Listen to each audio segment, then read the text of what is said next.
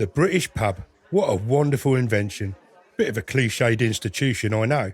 More of an endangered species by 2001, what with the thousands closing down every year. But if you can find a good one, then you're on to a winner.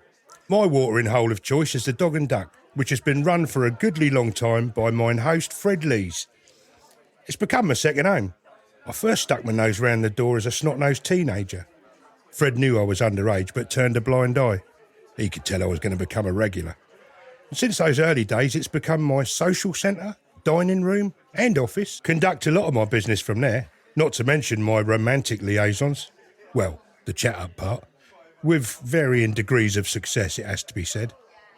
Oh yes, the Dog and Duck has been the scene of some of my greatest triumphs and disasters, as you're about to hear.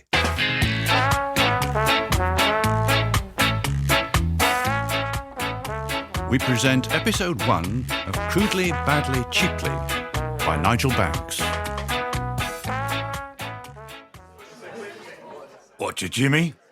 Part of the usual, is it? No, it'll have to be just a half, I'm afraid.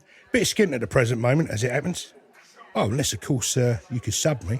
I'll pay you back soon as, you can be sure. Ah, now, Jimmy, you know me better than that. If I had £1 for every time you've tried that one on, I'll be able to retire. I'm cut to the quick, Fred, that you would question my integrity. I'm one of your most loyal customers, continuing to patronise this establishment, while more fashionable wine bars and brasseries have opened up in the neighbourhood. Not to mention the Feathers across the road being taken over by Witherspoons and offering a pint for just over $1.50. Leave it out.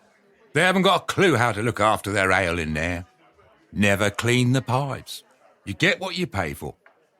Are you having this drink or what? I'm just deeply hurt that you don't feel able to extend me some credit, Fred.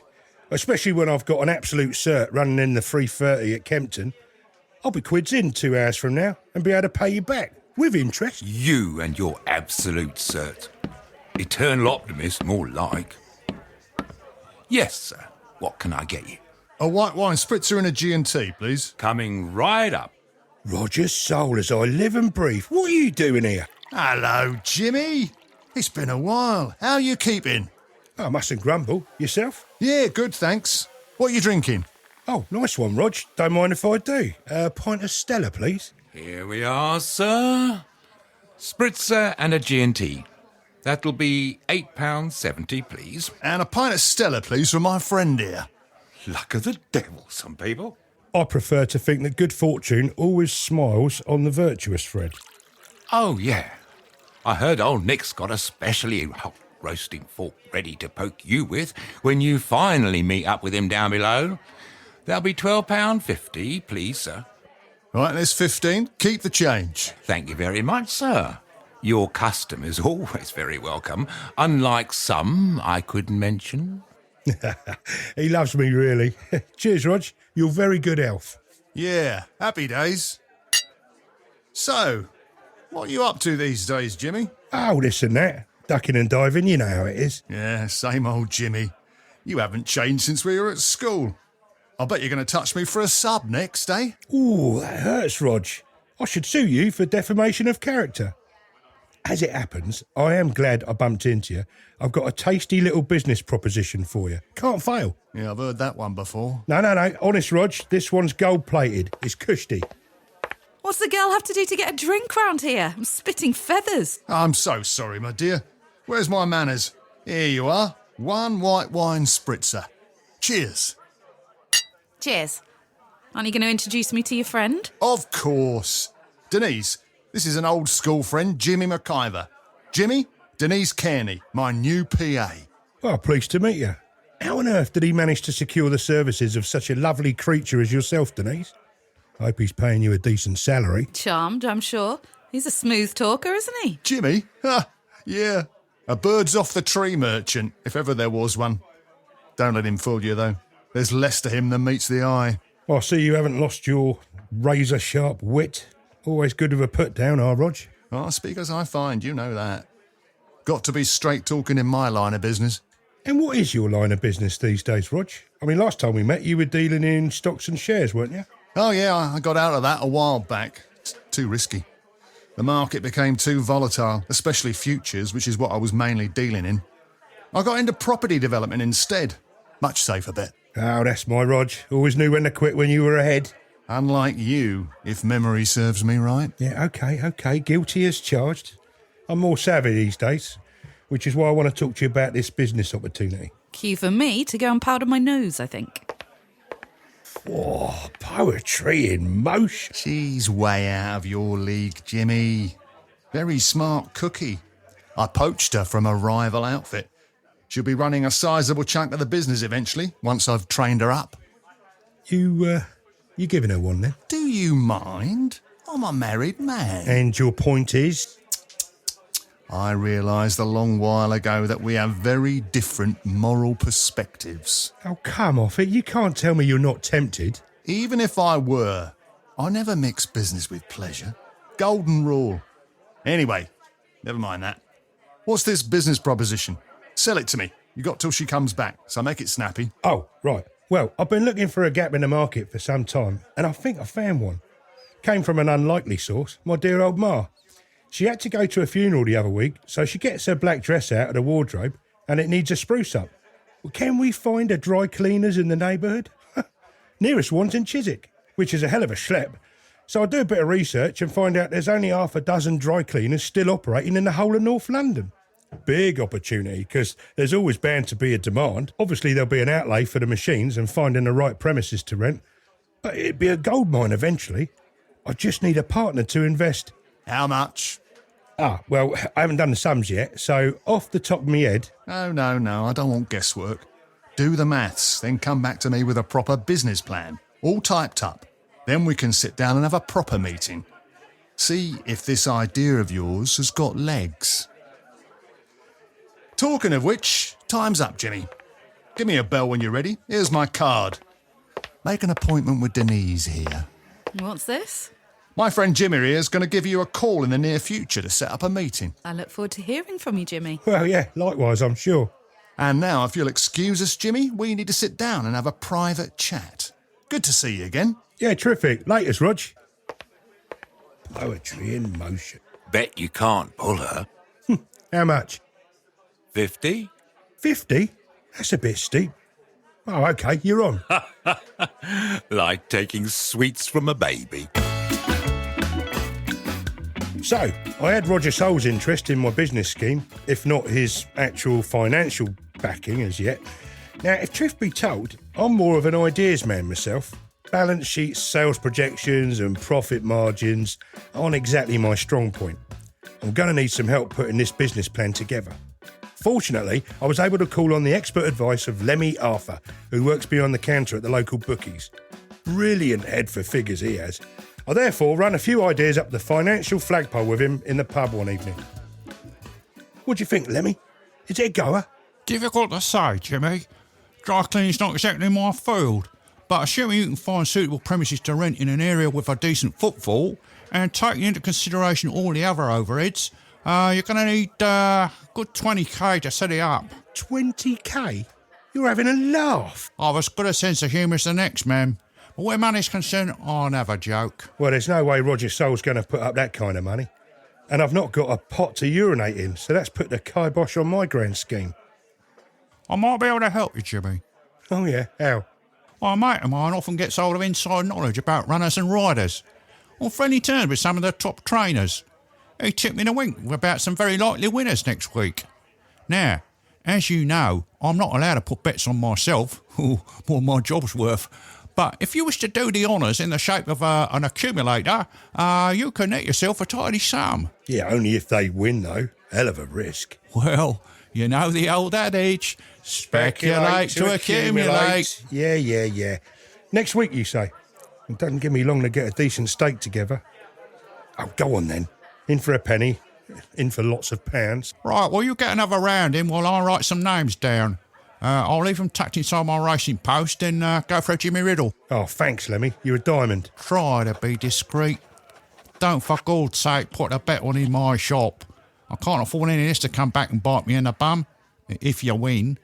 Not that's likely to happen, knowing your luck. 2 more pints, please, Fred. Now, what we got here? Right. Yeah, know that horse. Decent form. Don't know that one. Crackpot. Not exactly a promising moniker.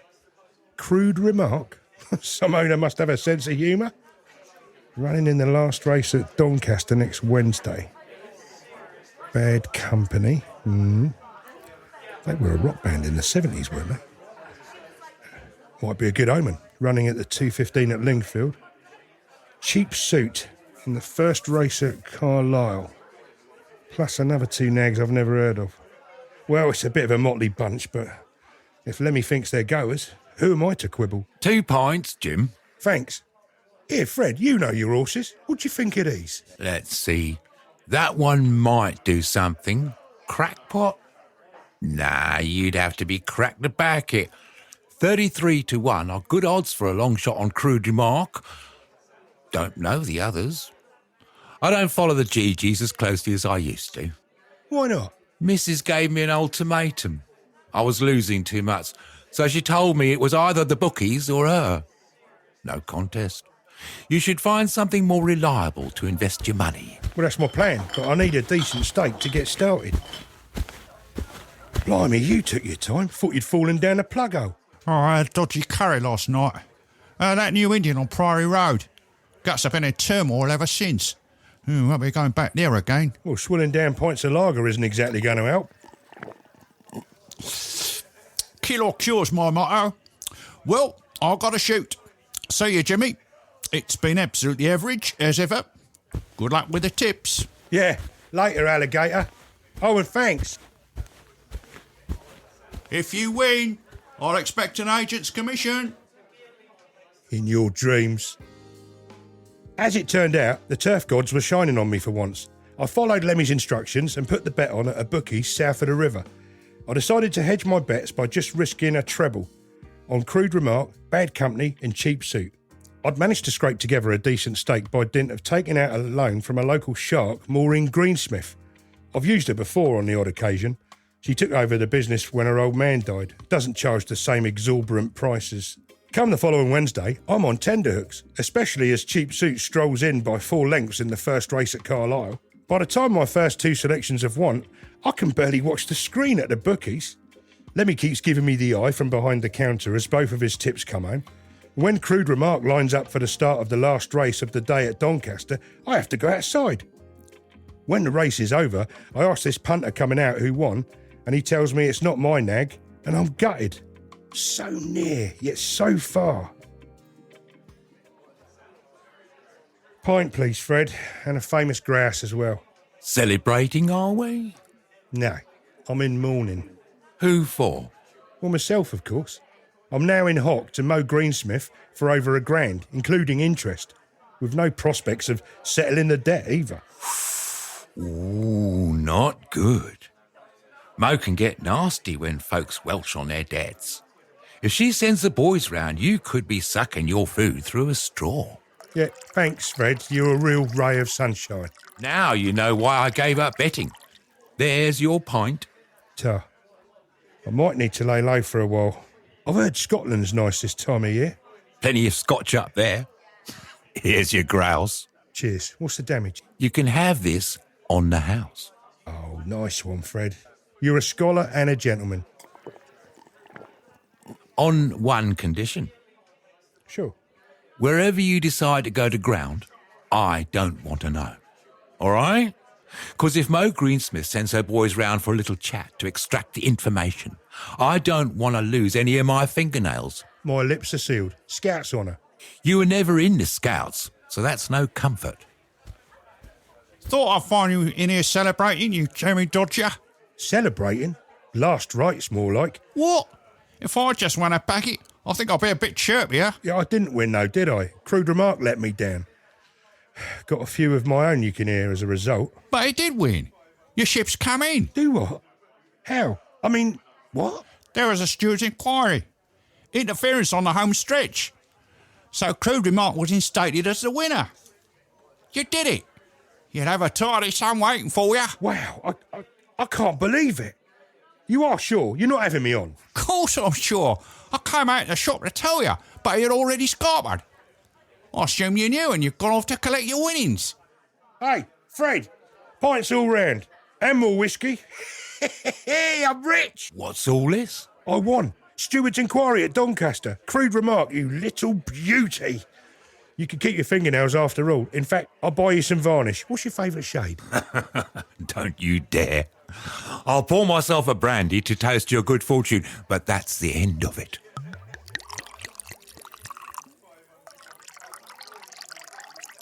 So, Jimmy, you still bent on opening this dry cleaning business? Cheers, mate. You're very good elf. Couldn't have done it without you. Yet I shall resist the temptation to do what I normally do on the odd occasion that I win and blow the lot in a weekend. I'll be on the phone to the lovely Denise first thing tomorrow morning and set up a meeting with the old mate Roger Soule. And I'll give your agent's commission as soon as I get my winnings. Never let it be said that Jimmy McIver doesn't honour his obligations. Nah, forget it. The odd pint will do me. You're a truly beautiful human being, Lemmy. You know what?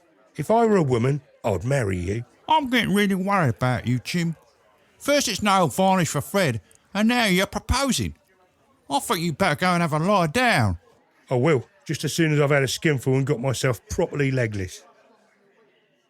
Which is what I did. Woke up next morning with those little men hammering away with their pneumatic drills behind my eyes and my mouth like the inside of a tram driver's glove.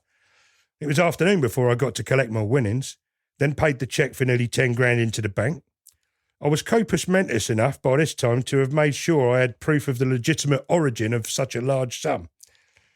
Can't be too careful these days with all the money laundering that goes on.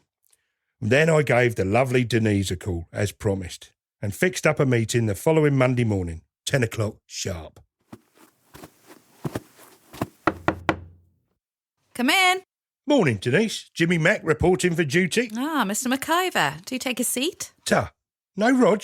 Mr. Soule is away on business this week, so he's asked me to handle your case. Case? Have I wandered into a solicitor's by accident? Just a turn of phrase, Mr. McIver, though I do have a law degree. We're being very formal this morning. Mr. McIver, Mr. Soule. Mr. Soule made it clear that while his personal relationship with you goes back many years, this is a business meeting, and so he advised me that we should keep our conversation on a professional level. Oh, bang goes my 50 quid. Sorry? I didn't quite catch that. Oh, nothing. Not important. Should we get started then? Have you brought your proposed business plan with you? Yeah, I jotted a few numbers down. You didn't make an extra copy so that we could read it both at the same time? No, sorry. My printer's knackered. Better let me have a look then. Talk me through it. Right, well, I'll just come around the other side of the desk and stand behind you. It'll be easier that way.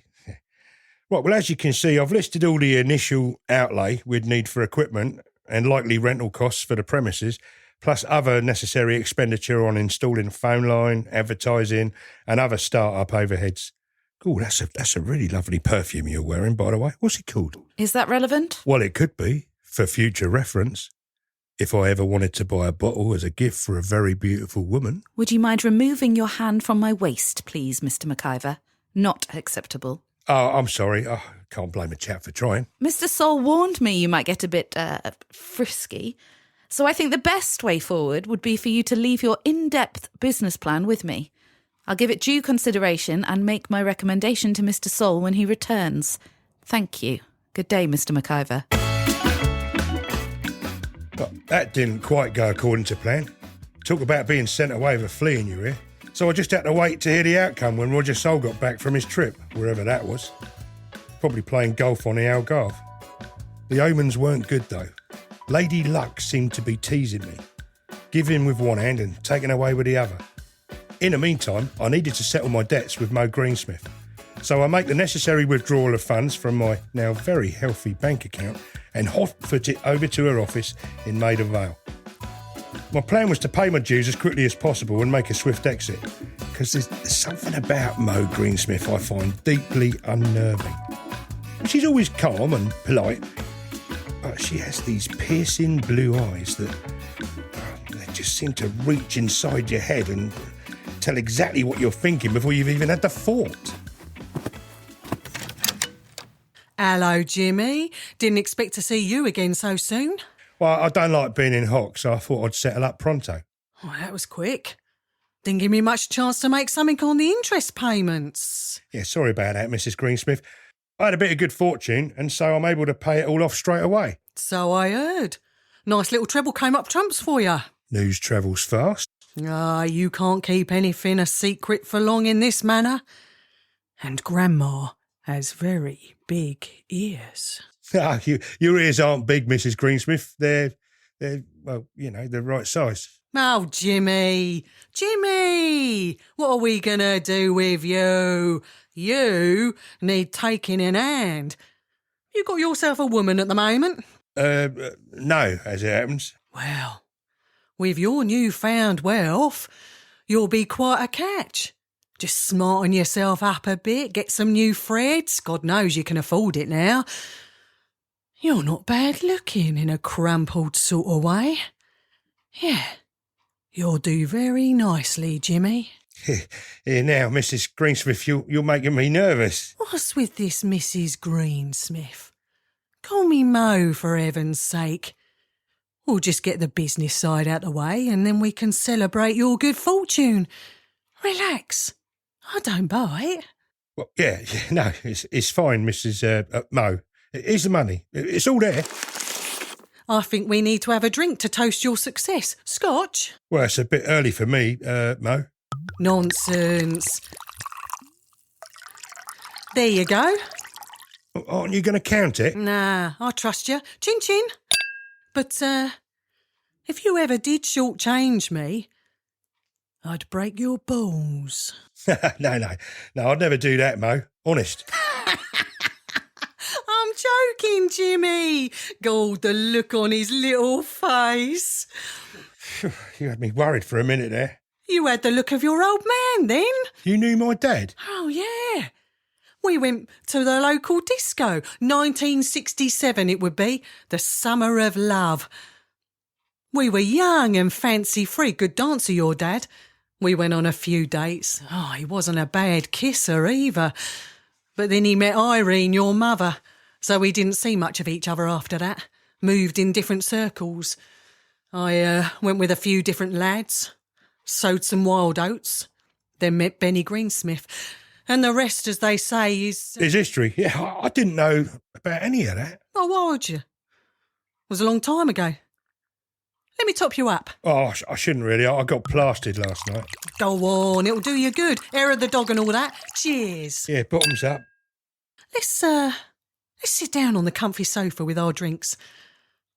So what are you going to do with all this money you've won? New motor? Trip to the Bahamas? What's it going to be? No, I'm being sensible. I'm starting up a dry cleaning business. Well, hoping to.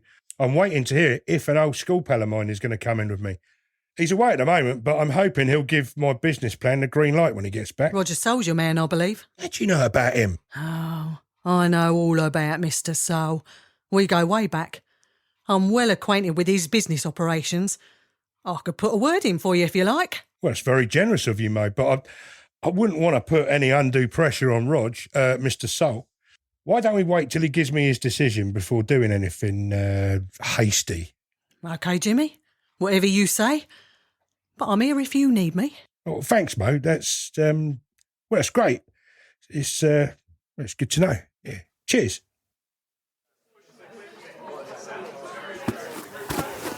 All right, here he comes.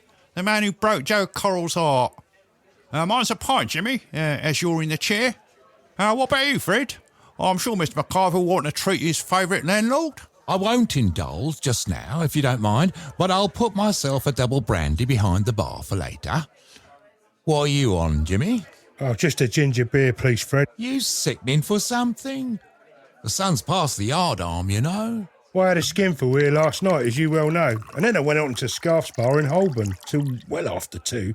So my system needs a bit of R&R, right? Hair of the dog, mate. Hair of the dog. Yeah, been there, done that, got the T-shirt. Nicked a prairie oyster at home, did you? No, I went to see Mo Greensmith. Thought I'd pay her what I owed her sooner rather than later. And she insisted we toast my success. Here's your drinks, lads. Wise move, that, Jimmy. Yeah, I thought so. There's a 20. Keep the change. Still doesn't feel right. Ah. How do you mean? Well, she was being all sweetness and light with me, even flirting with me. Beware of the cougar, Jimmy. I know. And by repaying what I owed her so quickly, I was doing her out of profit. So you'd expect her to be more Miffed. Yeah. I should give Mo a wide berth if I were you. She must have some ulterior motive. Also, she already knew about my win and about me wanting to open a dry cleaning business with Roger Soul. It's like she's got spies everywhere. You sure about this dry cleaning lot? You must be hard-pressed to want to do it. What's so funny about it? Don't you get it? Hard-pressed dry cleaners? Oh, yeah, right, hilarious. You ought to go down a comedy store. Not.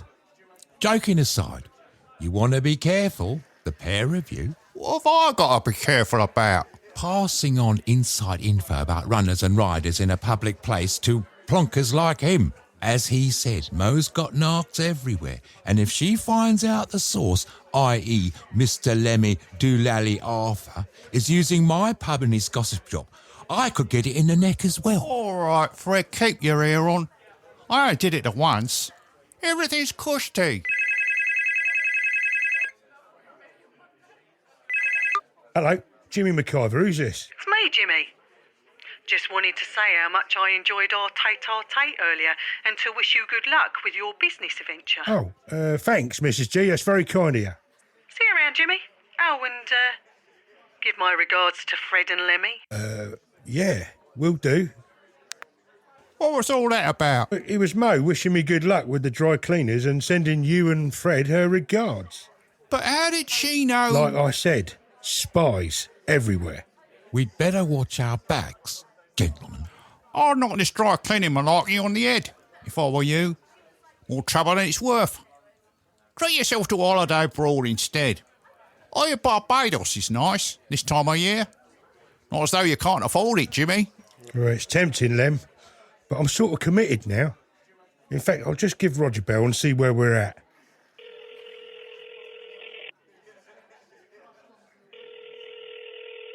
You've reached Roger Soul's number. I'm not able to take your call at present as I'm out of the country. I can access emails if it's urgent. If Jimmy McIver is calling, I'm not in a position to come to a decision regarding our venture until I hear from Denise about your meeting with her. Thank you. Goodbye. Well, that's torn it. What is? I think the dry cleaners might be down the drain after all. Why? Roger's waiting on his PA's report about my business plan and, well, to not put too fine a point on it. You're stuffed. Yeah, looks like it. And you owe me 50 quid. No, the bet's not over yet till... The fat lady's getting ready to warble. You ain't got long. Oh, cut me some slack, Fred, please. I've got more important things to worry about. Blimey. More serious than winning a bet. Very much so. Now, if you'll excuse me, gentlemen, I'm going for a lie down and to consider my future. Not like our usual Jimmy. Don't know what's come over him. It's winning all that money. I've seen it before. Does strange things to people. Anyway, I better be off as well. See you, Fred. Yeah, late as Lemmy. Oh, and remember what I said. Watch your back. I've got a bad feeling in my waters about this. I think Jimmy could be walking into a whole heap of trouble, and we don't want to get caught up in the crossfire.